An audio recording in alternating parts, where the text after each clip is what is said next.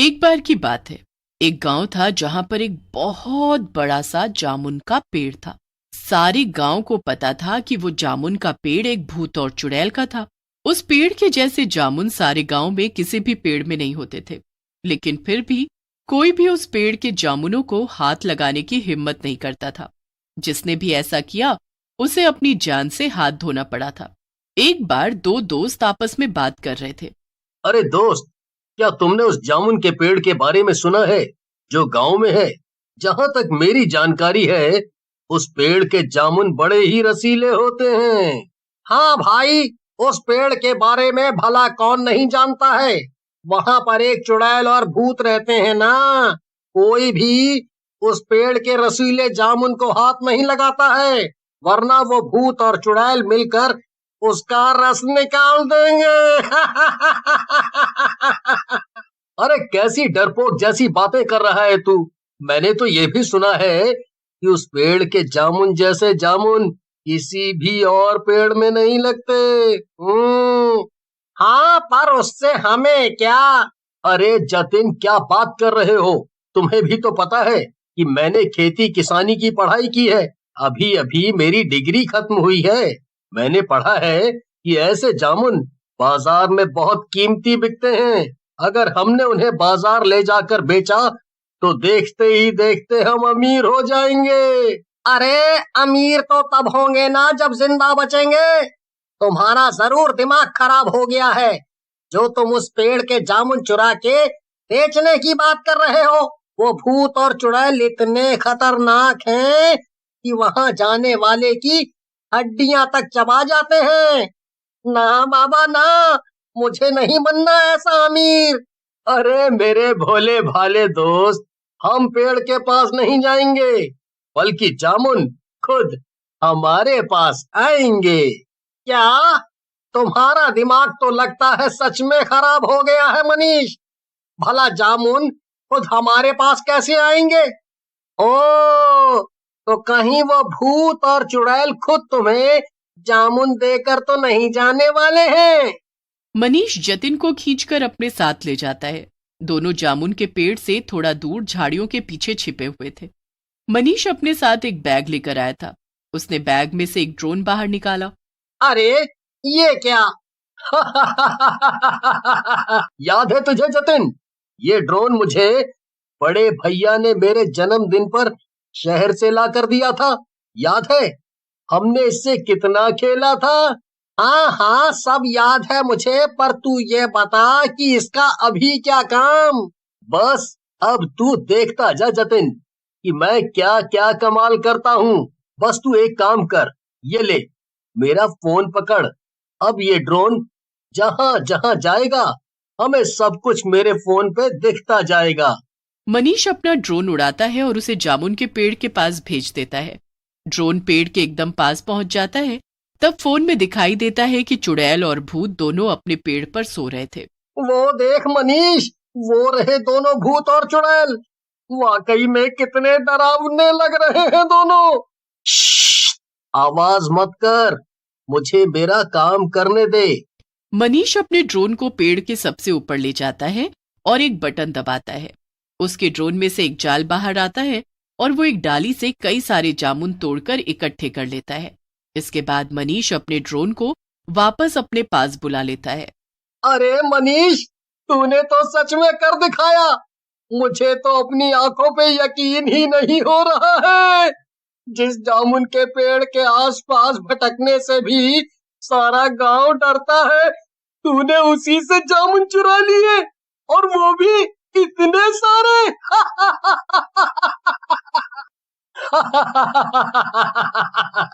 हाँ, अब चल यहाँ से, जल्दी से चलकर इन जामुनों को दूर किसी शहर में बेच कर आते हैं।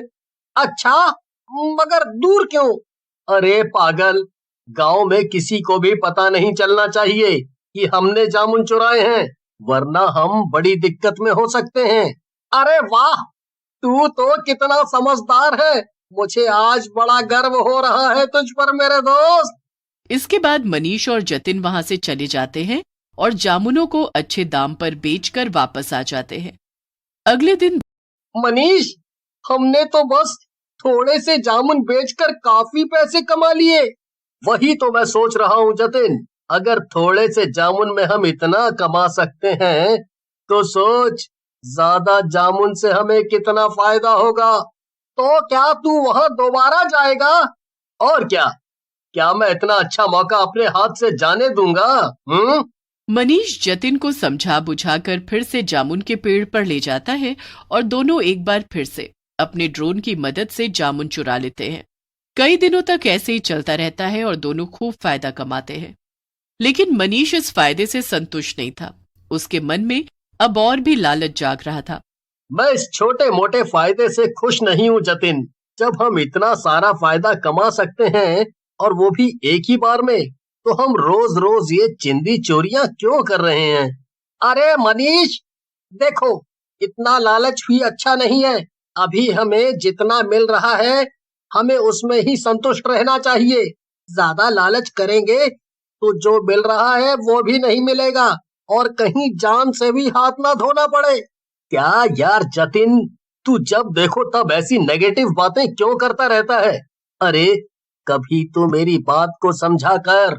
जब हम एक साथ लखपति बन सकते हैं तो ये छोटी मोटी चोरियां क्यों करें? अब तू कुछ भी कहे मनीष, मैं तेरी बातों में नहीं आऊंगा। अगर तुझे ऐसा कुछ भी करना है तो अकेले कर, मैं तेरा साथ नहीं दूंगा, समझा? जतिन और मनीष की आपस में बहस हो जाती है और जतिन वहां से उठकर चला जाता है।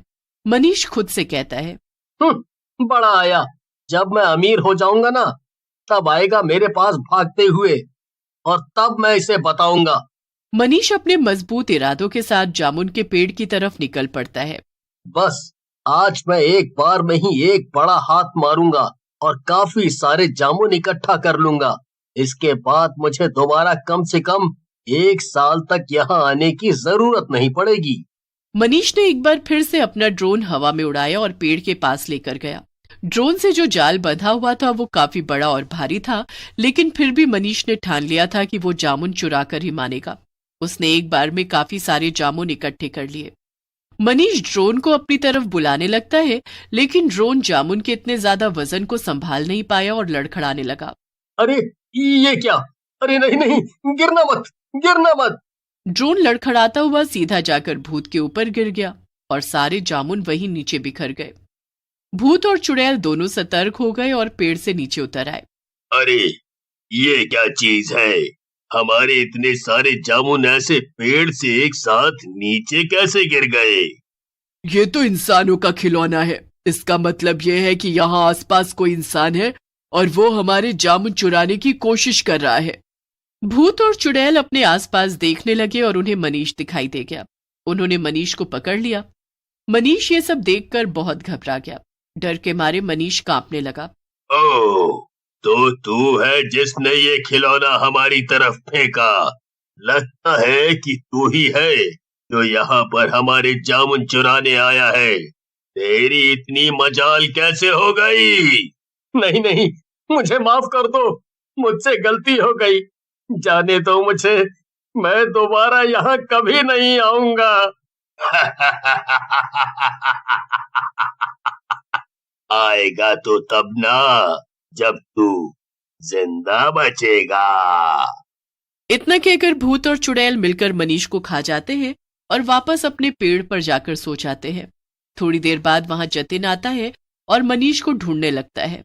जतिन खुद से ही बातें कर रहा था कि तभी उसे सामने मनीष का ड्रोन पड़ा हुआ दिखता है और मनीष के फटे हुए कपड़े भी। अरे ये सब क्या है? ये सारे जामुन नीचे बिखरे हुए हैं और मनीष का ड्रोन और फोन भी यहीं पड़ा हुआ है। यहाँ पर आखिर हुआ क्या? जतिन मनीष के ड्रोन और फोन को उठाकर देखता है। ड्रोन में सब कुछ रिकॉर्ड हो गया था कि कैसे भूत और चुड़ैल ने मनीष को खा लिया। जतिन रोता हुआ वहां से चला जाता है और मनीष को अपने लालच की सजा मिल जाती है। मनीष और जतिन के साथ हुए इस हादसे के बाद से गांव वाले और भी सतर्क हो जाते हैं और कोई भी दोबारा जामुन के पेड़ के पास। शांतिपुर नाम का गांव था। वहां के लोग काफी शांति प्रिय और खुश मिजाज थे। उसी गांव में एक रात दिनेश और राजेश नाम के 2 दोस्त बाहर से आ रहे होते हैं और रात हो जाती है। अरे राजेश भाई, थोड़ा जल्दी जल्दी चलो। आप तो नई दुल्हन की तरह आराम आराम से चल रहे हो। रात हो गई है और आगे सुनसान रास्ता है। अरे दिनेश, अब मैं तुम्हारी तरह माल तो खाता नहीं, आराम आराम से ही चल पाऊंगा। तुम्हें लगता है भाभी से मिलने की जल्दी हो रही है? हाँ। ऐसा कहकर दोनों हंसते हुए आगे बढ़ जाते हैं। तभी उन्हें किसी की आवाज सुनाई देती है। दिनेश, तुमने किसी की आवाज सुनी? ऐसा लगा कि जैसे कोई हमें आवाज दे रहा है। हाँ राजेश भाई, सुनी तो मैंने भी, लेकिन इतनी रात को हमें कौन आवाज देगा, वो भी इतनी सुनसान रास्ते में। तभी उन्हें फिर से वही आवाज सुनाई देती है। इस बार वो उन दोनों का नाम ले रही होती है। राजेश, ओ दिनेश। दिनेश भाई, मैं तो कहता हूँ अब भाग लो यहाँ से। ये तो कोई भूत प्रेत का मामला लगता है। भागो रे भागो, अपनी जान बचा के भागो। ऐसा कहकर राजेश और दिनेश वहाँ से भागने लगते हैं। लेकिन तभी वहाँ एक भूत उनके सामने आ जाता है। कहाँ भाग रहे हो तुम दोनों? कहाँ जाओगे मुझसे बच के? मैं तुम्हें छोड़ूंगा नहीं। ऐसा कहकर भूत उन दोनों पर हमला कर देता है। दोनों डर के मारे बेहोश हो जाते हैं और भूत वहाँ से चला जाता है। अगले दिन कुछ गांव वाले वहाँ पर आते हैं। अरे वहाँ देखो कौन उल्टा पड़ा है, देखो इनको। गांव वाले जाकर राजेश और दिनेश को सीधा करते हैं। अरे बाप रे, इनका चेहरा तो एकदम बिगड़ गया है, जाने कौन किया है। तब तक राजेश और दिनेश को होश आ जाता है और वो दोनों अपना चेहरा देखकर डर जाते हैं। अरे दिनेश भाई, ये हमारे चेहरे को क्या हुआ? अब सारा का सारा नोचा हुआ है। अब हम किसी को मुंह दिखाने के लायक नहीं रहे। सही बोलते हो भाई, ससुरी हमारी बीवी भी नहीं पहचानेगी हमको। चुप बकर बकर लगा रखी है? अरे तुम दोनों रोते ही रहोगे कि बताओगे भी कुछ? क्या हुआ है? कौन बिगाड़ा तुम्हारा होलिया? कौनो आमिर खान तो नहीं हो तुम लोग जो इतना रो रहे? फिर दिनेश और राजेश उनको रात वाली सारी बातें बताते हैं, जिसे सुनकर गांव वाले हंसने लगते हैं। अच्छा, तो तुम कहत हो रात में एक भूत आया और खाली तुम्हारा मुंह नोच के चला गया और जान बख्श दिया है? अरे का झंडू समझत हो का हम सब का? न जाने कहां से पिट पिटा के आ रहे, फालतू बतला रहे। नहीं भाई, हम सच कह रहे हैं, सच में ऐसा ही हुआ था। फालतू बात मत करा हो, अभी तो तुम्हारा मुंह नोचा गया है, ज्यादा बोले तो हाथ पांव भी तोड़ देंगे। अफवाह फैलाते हो। ऐसा कहकर गांव वाले उनको वहां से भगा देते हैं। उसी रात बिरजू छत पर सो रहा होता है। तभी वो भूत उसकी खाट के सामने आकर खड़ा हो जाता है और उसे जोर से लात मारता है। कौन है? किसने मुझे लात मारी? किसकी मौत आई है? लेकिन जैसे ही वह भूत को देखता है, उसकी सिट्टी पिट्टी गुम हो जाती है। उसकी आंखें फटी की फटी रह जाती हैं। मेरी मौत आई है। मैंने लात मारी है, आजा लड़ते हैं। बिरजू भूत के पैरों में गिर जाता है और माफी मांगता है, लेकिन भूत उसे भी मुंह नोच कर बेहोश कर चला जाता है।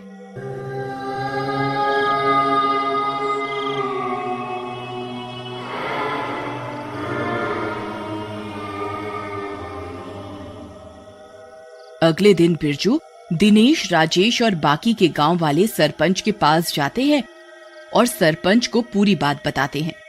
अरे अब तुम भी बिरजू इन राजेश और दिनेश की बातों में आ गए। ये तो वैसे ही डरपोक हैं। अरे भूत वूत कुछ नहीं होता। अरे कोई लुटेरा होगा जो मुखौटा लगा के लूटपाट करने के इरादे से आया होगा। अब आप लोग जाओ, ऐसा कुछ नहीं। हम पुलिस को बता देंगे, वो इसका इलाज करेंगे। उसी रात एक लड़की पानी लेने जाती है। तभी वह भूत फिर आ जाता है।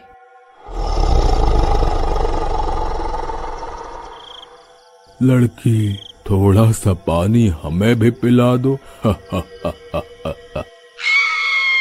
भागो रे भागो, अपनी जान बचा के भागो। ये मुंह नोचवा तो फिर आ गया, बचाओ। लेकिन इससे पहले कि लड़की वहां से भाग पाती, भूत उसको पकड़ लेता है और मार डालता है। अगली सुबह गांव वालों को उस लड़की की लाश मिलती है। अरे गांव वालों, ये दुष्ट तो अब जान भी लेने लगा है। लगता है गांव खाली करना पड़ेगा। चुप करो दिनेश, क्या बोले जा रहे हो? अरे हमारा घर है भाई, हमारा गांव है, हम खाली करेंगे? अरे वो जाएगा जो बाहर से आया है, समझे? अब चुप करो, कुछ इलाज ढूंढेंगे मिलकर। गांव वालों, अब तुम सब भी जाओ अपने अपने काम धंधे पर। सारे गांव वाले वहां से चले जाते हैं, लेकिन दिनेश और राजेश चलते चलते बातें करने लगते हैं। राजेश भाई, एक बात बोलूं? ये सरपंच जी हमारी बात का विश्वास क्यों नहीं करते? तुम कुछ भी बोलो, मुझे तो सरपंच पे गुस्सा आता है। बात तो तुम ठीक कह रहे हो दिनेश, लेकिन हम लोग कर क्या सकते हैं? वो सरपंच है, बात तो माननी पड़ेगी उनकी।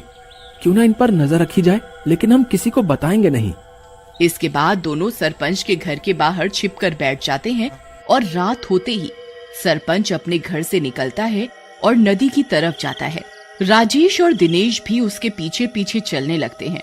तभी सरपंच एक जगह रुक जाते हैं और अपने पास से एक डंडी निकालकर जोर जोर से चिल्लाने लगता है।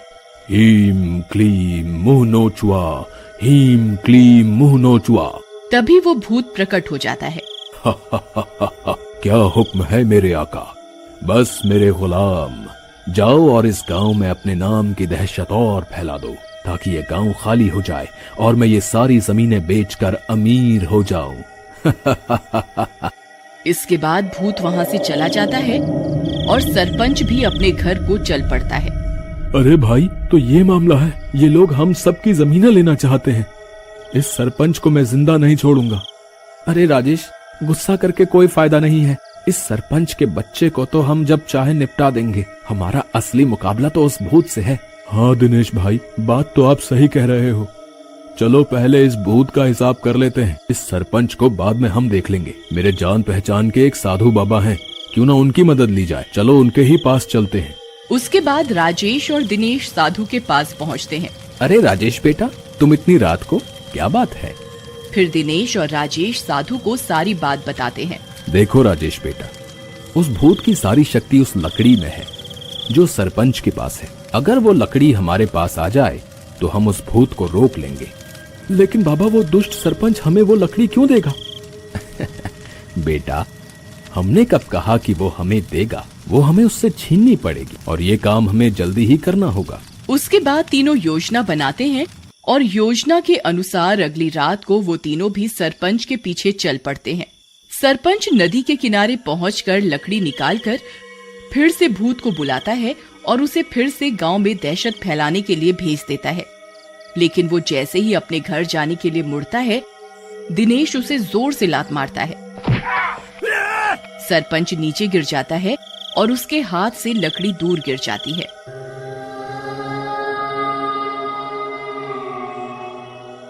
अरे मर गया रे! मेरी लकड़ी कहाँ गई? कहाँ गई? उधर राजेश जल्दी से लकड़ी उठा लेता है। सरपंच जी, वो लकड़ी मेरे पास है। अब तो हम आपको नहीं छोड़ेंगे और साथ ही आपके इस मुंह नोचुआ भूत को। तभी वो भूत वहां आ जाता है और दिनेश को पकड़ लेता है। बचाओ भूत बाबा, बचाओ बाबा, भूत ने मुझे पकड़ लिया, बचाओ। ये पाखंडी साधु बचाएगा इस मुंह नोचुआ से। मरोगे, तुम तीनों मरोगे। इधर साधु राजेश से लकड़ी ले लेते हैं। ए भूत, इस सरपंच को पकड़ ले। अरे बचाओ, इस मुंह नोचुआ भूत से बचाओ। अरे ये मुझे मार डालेगा। अरे बचाओ, अरे बाबा जी बचा लो।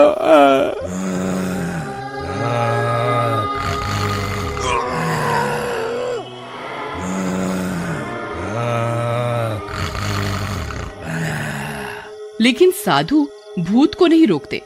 थोड़ी देर में ही भूत सरपंच को मार देता है। उधर साधु बाबा भी अपने मंत्रों की शक्ति से उस लकड़ी को जला देते हैं। जैसे ही लकड़ी जलती है,